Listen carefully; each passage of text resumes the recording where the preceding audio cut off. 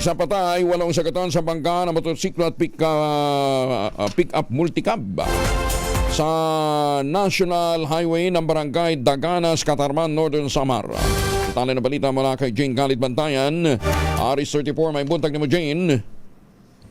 Isa ang dineklarang nasawi, 8 ang naitalang sugatan sa bangga ng motorsiklo at pick-up multicab na naganap sa National Highway ng Barangay Daganas, Bayan ng Catarman, Northern Samar kahapon.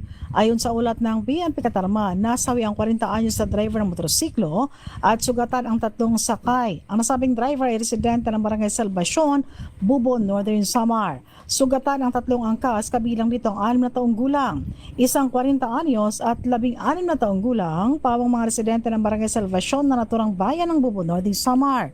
Sugatan rin ang driver ng nakasalpukan na pick-up multicab na isang 53 taong gulang residente ng Barangay Balite, San Isidro, Northern Samar at 5 sakay nito na isang 34 na taong gulang, isang office staff, isang 28 taong gulang construction worker at isa lang construction worker na 31 taong gulang, lahat ay residente ng San Isidro, Northern Samar. Kabilang rin sa sakay ng nasabing multicab ang 27 taong gulang, residente ng Barangay Landusan, Kapul, Northern Samar at 2 taong gulang. Ayon pa sa ulat ng PNP Catarman, head-on ang 2 sasakyan nang mag-encroach sa linya itong multicab.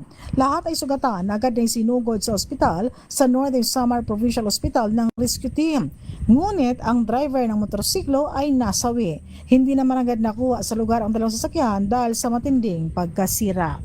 Mula sa Aksyon Radyo Catarman, RH34 Jane Galit Bantayan ng DZRH. Una sa Pilipinas, una sa Pilipinas. Daghang salamat, Jane.